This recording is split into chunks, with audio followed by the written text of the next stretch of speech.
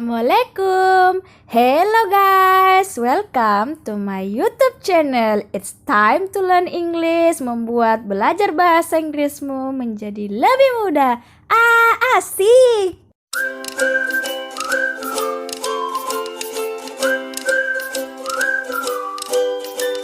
Dalam mempelajari bahasa Inggris, kita mengenal yang namanya part of speech yang memiliki peranan penting untuk membentuk sebuah kalimat agar padu serta sesuai dengan grammar dari kalimat tersebut. Ada 8 macam part of speech yang wajib diketahui, yaitu noun, pronoun, verb, adjective, adverb, preposition, conjunction, and interjection. Nah, di video kali ini kita akan membahas terlebih dahulu tentang noun. Berbicara tentang noun, kira-kira apa yang terlintas dalam pikiran kalian? Pasti kata benda kan? Dan beberapa contoh kata benda yang bisa kita sebutkan seperti window, jendela, table, meja, atau bahkan menyebutkan contoh hewan seperti cat, kucing, bat, kelelawar, dan snake, ular. Semua contoh yang kita sebutkan tadi adalah contoh yang bisa kita lihat secara kasat mata atau berwujud. Tapi sebenarnya noun itu tidak cuma buat kata benda yang ada wujudnya saja loh, tapi juga bisa digunakan untuk kata benda yang tidak berwujud. Contohnya seperti perasaan kita, entah sedang bahagia ataupun sedang bersedih. Berikut ini kita akan membahas secara tuntas mengenai kata benda atau noun dan tentunya akan mudah dimengerti. Pertama-tama yang kita bahas adalah pengertian noun. Apa sih noun itu? Noun adalah jenis kata yang digunakan untuk menyatakan sesuatu yang dibendakan. Atau dengan kata lain, noun adalah kata benda. Tapi kata benda yang dimaksud di sini bukan hanya untuk benda mati saja loh, tapi juga ke nama seseorang atau bahkan nama tempat atau daerah. Setelah mengetahui pengertian noun, sekarang saatnya kita untuk membahas jenis-jenis noun. Noun memiliki banyak jenis loh guys, seperti common and proper noun, countable and uncountable noun, singular and plural noun, concrete and abstract noun, dan yang terakhir adalah compound noun. Berikut ini kita akan bahas satu persatu, jadi tonton terus ya videonya. Jenis noun yang pertama yaitu common and proper noun. Common noun adalah kata benda yang mendeskripsikan nama-nama orang, benda, atau tempat secara umum. Ini artinya kalian akan menggunakan common noun jika tidak ingin menyebutkan suatu kata benda secara spesifik. Contohnya, market atau pasar. Jika diletakkan dalam kalimat, maka kita bisa menyusunnya seperti ini. I will go to the market next day. Kata pasar tidak spesifik, karena kita tidak menyebutkan pasar yang mana atau nama pasar tersebut. Jadi bisa dikatakan common noun adalah istilah umum dari suatu benda, orang, atau tempat.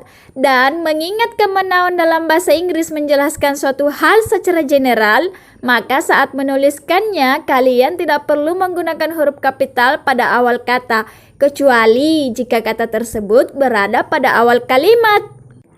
Jika common noun digunakan untuk menjelaskan istilah umum, maka proper noun justru kebalikannya. Yap, proper noun bisa kalian gunakan saat ingin menyebutkan suatu benda, lokasi, atau orang secara spesifik. Kelompok kata benda yang satu ini merujuk secara spesifik kepada nama orang, nama lokasi, atau nama suatu benda.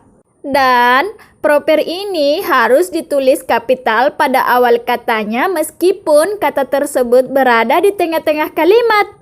Contohnya, I'm from South Sulawesi. Nah, kata South Sulawesi ini harus ditulis huruf kapital pada awal katanya karena merupakan sebuah nama daerah atau lokasi. Next adalah countable and uncountable noun. Countable noun adalah kata benda yang dapat dihitung. Contohnya, people atau orang, fruit atau buah, animal atau binatang. Intinya, kalau kalian bisa melihat dan juga menghitungnya, itu berarti termasuk ke dalam contoh countable noun. Nah, kalau uncountable noun sendiri adalah kata benda yang tidak dapat dihitung. Contohnya nih, salt atau garam, water atau air, sugar atau gula. Kalian pasti tidak bisa menghitung ada berapa butir garam kan?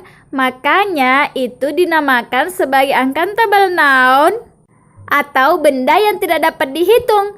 Sekarang, kalau money atau uang? Menurut kalian masuk ke kategori yang mana nih guys? Countable atau uncountable noun? Benar banget, masuknya ke uncountable noun. Kok uang termasuk ke uncountable noun sih? Pasti kalian bertanya-tanya kan?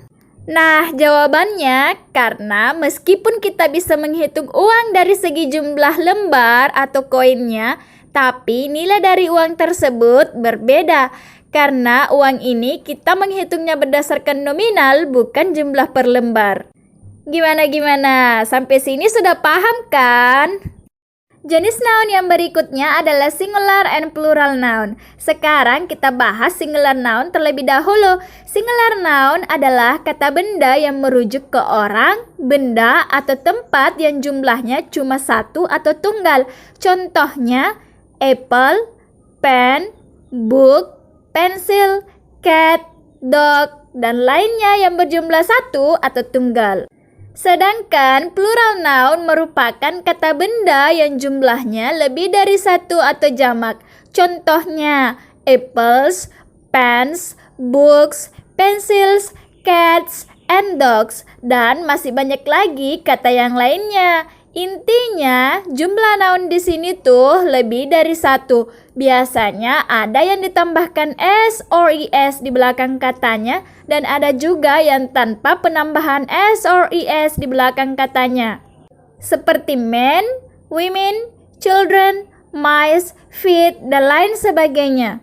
Persamaan di antara kedua jenis ini adalah sama-sama bisa dihitung atau masuk ke kategori countable noun. Selanjutnya adalah concrete and abstract noun. Concrete noun merupakan kata benda yang merepresentasikan objek yang konkret atau nyata. Sedangkan kalau abstract noun sendiri merupakan kata benda yang merujuk ke kondisi, kepercayaan, sampai ke konsep.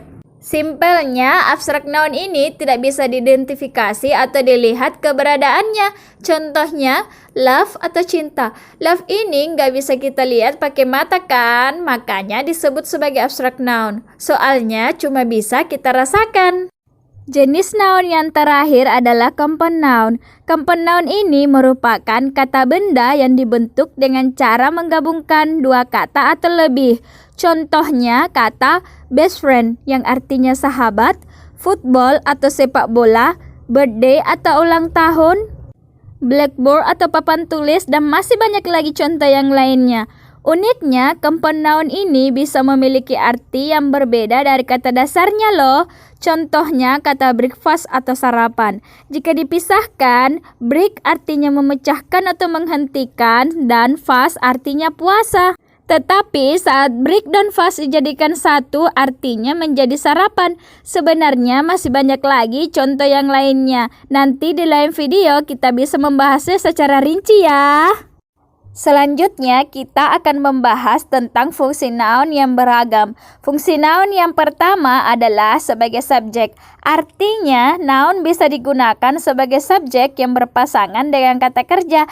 Contohnya, Tono reads English book. Tono membaca buku bahasa Inggris. Nama Tono merupakan noun yang bertindak sebagai subjek yang diikuti dengan kata kerja read atau membaca. Fungsi noun yang kedua yaitu sebagai objek. Bukan hanya bisa menjadi subjek, noun juga bisa berfungsi sebagai objek loh. Contohnya, kita ambil seperti contoh tadi saja ya. Tono reads English book. Kalimat tersebut memiliki noun objek yaitu English book. Selanjutnya, noun sebagai pelengkap. Nah, kalian juga bisa menggunakan noun sebagai pelengkap kalimat. Contohnya, Tono is a teacher. Bisa nebakkan yang mana nounnya yang bertindak sebagai pelengkap? Ya, teacher adalah noun yang melengkapi kalimat tersebut.